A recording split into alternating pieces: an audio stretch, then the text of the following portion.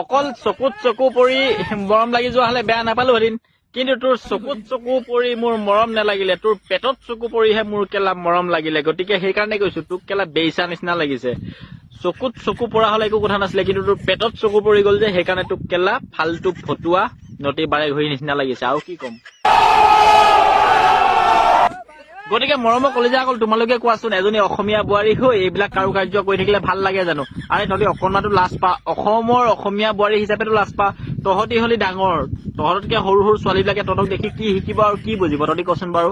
ইমান বুকু পেট দেখুৱাই যে শৰীৰটোক নিজৰ চৰ্চা কৰি থাক হা? সৰুৱে সৰুৱে ঘৰত নাই নেকি? সৰুৰে পৰিয়াল নাই নেকি? যদি এবাৰ চাই দিয়ে তোৰ এই নাক বোলা বস্তুটো ক'ত থাকিব কচোন বাৰু? অকমান এই নাকটো সন্মান, লাজ বোলা বস্তুটো, মান বোলা বস্তুটো কি বুজি পাবলৈ শিক।